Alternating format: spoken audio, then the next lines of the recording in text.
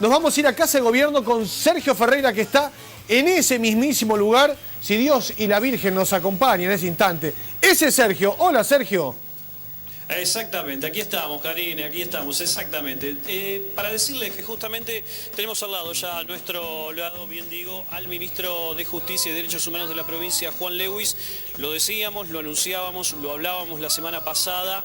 La justicia santafesina está dando un viraje, un giro sumamente importante en su vida institucional, teniendo en cuenta que a partir de hoy la justicia penal de Santa Fe tiene otra perspectiva y quizás en algún punto nos animamos a decir que es otro tipo de justicia, o por lo menos otro tipo de justicia para mirar. Tiene que ver con la celeridad, tiene que ver con lo que, incluso tomando algunos conceptos de fiscales escuchados hoy en distintos medios de comunicación, terminar con cierta impunidad que presentan algunos casos actualmente y que tienen que ver con cierto emblema que no vale la pena siquiera mirar como para tener como parámetro. Pero justamente para tener algún detalle más, para tener alguna profundización en cuanto al concepto de por qué se presenta una nueva perspectiva de la justicia penal, bueno, nos acompaña el ministro Juan Lewis, a quien le agradecemos la deferencia. Ministro, buenas tardes, ¿cómo le va?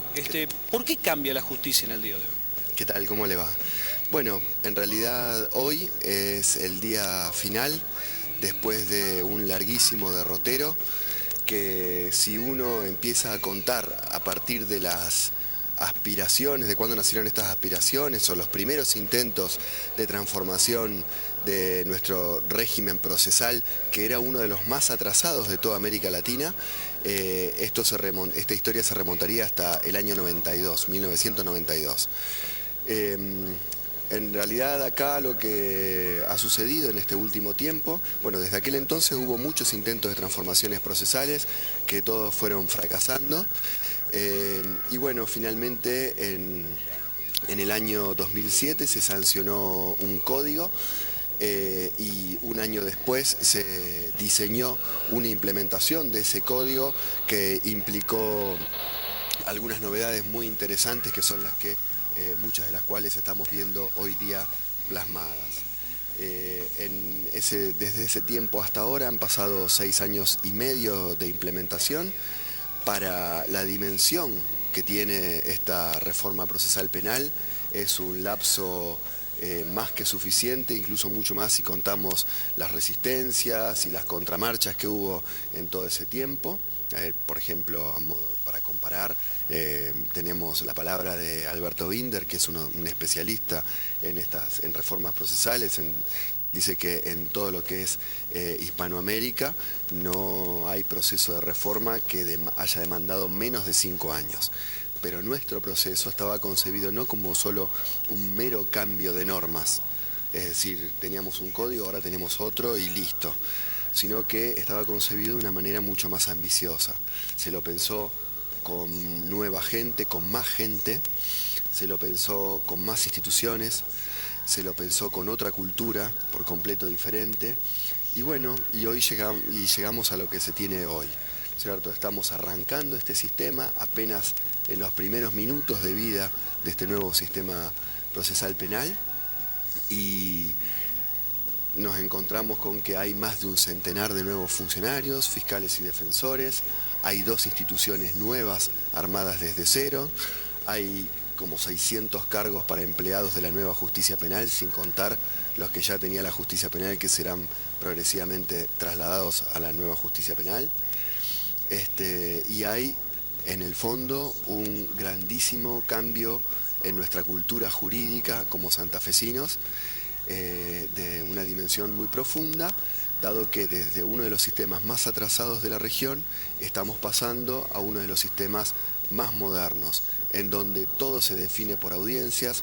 No es que, como sucede en algunas provincias, hay juicio oral, pero es lo único que es oral y público, sino que acá todas las decisiones se despliegan y se adoptan en el marco de una audiencia oral y pública. Esto solo se puede comparar con lo que en la Argentina existe en Chubut, y indudablemente de Chubut a Santa Fe hay una diferencia de escala en población, ¿no? Por ¿Puede ser eso... un parámetro, digamos, que tome el país a futuro lo que pasa en Santa Fe o lo que empieza a pasar en Santa Fe con la justicia? Indudablemente, en lo que son los ámbitos especializados del derecho procesal, están todos muy pendientes de cómo evolucione esta experiencia en Santa Fe, dado que, bueno, es en algún sentido la línea de trabajo que empieza a adoptarse en la región en materia de sistemas procesales. Por eso nosotros tenemos muchas expectativas acerca de cómo esto funcione. Afortunadamente, lo que venimos viendo es que hay un equipo de nuevos funcionarios que tienen un entusiasmo impresionante y tienen un compromiso grandísimo con lo que es la transformación del sistema. Así que creemos que todas aquellas cuestiones que son pesadas o que implican dudas o vacilaciones en los primeros momentos o que son totalmente inherentes a una transformación de estas dimensiones, a un principio de esta naturaleza, bueno, todas las cuestiones negativas que puedan aparecer en ese sentido van a ser, entendemos que superadas por la calidad y el entusiasmo de estos nuevos funcionarios. Hay una cuestión que quizás está bastante visible y que es saber cómo le va a cambiar la vida al hombre de a pie en este caso. ¿Cómo se puede ejemplificar? Bueno, sí, está bien lo que usted pregunta, porque en realidad siempre presentar un modelo de enjuiciamiento penal, un modelo de enjuiciamiento criminal, siempre es implica presentar un montón de datos muy técnicos que al hombre de a pie le resultan totalmente ajenos y extraños. Este nuevo sistema va a tener algunas novedades que pueden aparecer interesantes, como algunos institutos novedosos, ¿no? Como por ejemplo la posibilidad de que la víctima participe plenamente en el proceso penal, pudiendo constituirse como querellante, porque así se llaman a las víctimas cuando se constituyen en el proceso penal, ¿no? Querellantes. Y el querellante puede ofrecer prueba, dar su hipótesis sobre los hechos, presentarse ante el juez, pedir una condena, etcétera, ¿no? Como un acusador, pero privado, no como un acusador público que sería el fiscal. Y bueno, este código lo permite y el código anterior no lo permitía. Después también el sistema nuevo en sí le da una preeminencia muy particular al Ministerio Público de la Acusación, que ahora pasa a ser el corazón o el motor del nuevo sistema, ya que es el que impulsa que se lleve adelante todo esto y el que hace las investigaciones. Haber constituido un Ministerio Público como se los está armando y haberle quitado a los jueces de instrucción la facultad de investigar, empieza a determinar también alguna posibilidad de que las investigaciones penales sean más eficaces. Antes las investigaciones estaban balcanizadas en muchos juzgados de instrucción, entonces a lo mejor en un juzgado de instrucción se estaba imputando una persona que no se sabía que también estaba imputada en el juzgado de instrucción de al lado o en el otro juzgado de instrucción, y esta reiterancia no se podía ver por esta separación entre un juzgado y otro. O también se estaba investigando un hecho en un juzgado que tenía conexiones con otro que se está investigando en otro juzgado, y esto no podía advertirse por esta separación entre juzgados.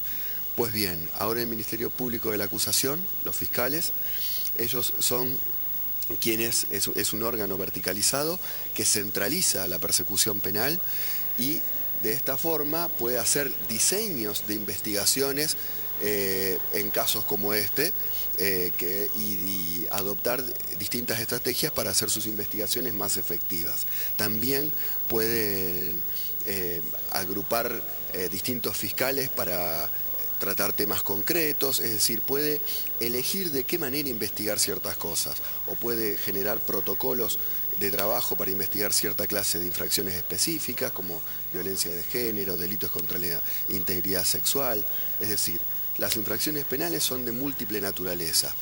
No parece sensato responder a todas de la misma manera. El Ministerio Público de la Acusación tiene ahora en sus manos la posibilidad de diversificar esta respuesta de acuerdo al tipo de infracción. Entendemos que eso va a redundar en una mayor eficacia e incluso en una mayor comodidad de la ciudadanía cuando vaya al tribunal como víctima o como imputado. Pero quizás lo más característico de este nuevo sistema, que es lo que va a ver el ciudadano enseguida, que usted me preguntaba, es la manera en que se colecta la información y se toman las decisiones, es decir, la manera en que trabaja este sistema. En el sistema viejo, que se trabajaba todo por escrito, la figura central era el expediente. El expediente eran estas carpetas con hojas cosidas que documentaban los distintos actos del proceso y iban juntando la información. En un momento dado, el juez se lo llevaba, se ponía a leerlo y en función de eso dictaba la sentencia. Ahora la cuestión es por completo diferente. Ahora todas las partes tienen que hacer sus presentaciones no por escrito, sino verbalmente en una audiencia, y la contraparte le contestará verbalmente en esa misma audiencia ante el juez, y el juez, antes de terminar la audiencia, debe resolver acerca de esas peticiones. La celeridad pasa a ser un protagonista importante. Sí, al menos la deformalización, ¿no es cierto? Y indudablemente el hecho de que estas cosas se hagan así en una audiencia verbalmente también acota los tiempos, claro. Y bueno, y acá lo importante es, como decía hace un rato, ¿no? No solamente esto va a ser así en relación al juicio propiamente dicho, es decir, a donde se ventilan las pruebas y se decide si el imputado es culpable o inocente, que eso por supuesto que también se hace en una audiencia oral y pública, pero además también todas las otras decisiones implicadas por el proceso penal se adoptan de esta manera. Por ejemplo, qué cargos se le van a hacer al imputado, si el imputado tiene que estar en prisión preventiva o en libertad hasta el proceso, si se puede adoptar una salida alternativa al juicio que solucione más eficazmente el conflicto, como una probation o un acuerdo reparatorio o someter el caso a mediación penal, en fin. Todas esas decisiones se van a pedir, discutir y resolver en una audiencia oral y pública. Eso significa que cualquier ciudadano, cualquier vecino de esta ciudad va a poder acercarse y ver qué es lo que pasa en esa audiencia. No solamente en la audiencia central del proceso, que es la audiencia de juicio, sino además en todas las otras instancias en que haya que tomar una decisión. Esto lo puede hacer una persona porque sea víctima y esté interesada en cómo va el proceso, o porque es un vecino del lugar a donde sucedieron los hechos, o cualquier ciudadano interesado en ver cómo funciona uno de los poderes esenciales del Estado. Ministro, la última pregunta. ¿Ya han tenido en las últimas horas algún tipo de caso con este nuevo parámetro de justicia? Sí, efectivamente, este sistema está en vigencia desde las 0 horas del día de hoy en toda la provincia y para investigar y juzgar todo tipo de delitos penales. Ya se están fijando las primeras audiencias para esto. Tenía noticias que ahora nomás, en minutos, se empezaban a celebrar 3 audiencias en Rosario por hechos relativamente graves. Estábamos hablando de robos calificados, uno incluso tenía un tiroteo en el medio. Y bueno, ya estaban programadas las audiencias y ya estaban a punto de llevarse a cabo. No tuve más noticias después, esto último lo sé porque lo comunicó la Corte hace unos minutos. Muchísimas gracias. No, por favor, gracias a usted. La palabra del ministro Juan Lewis, ministro de Justicia y Derechos Humanos de la provincia. Siguen ustedes, bueno, un exhaustivo resumen de lo que significa el nuevo parámetro de justicia penal en la provincia de San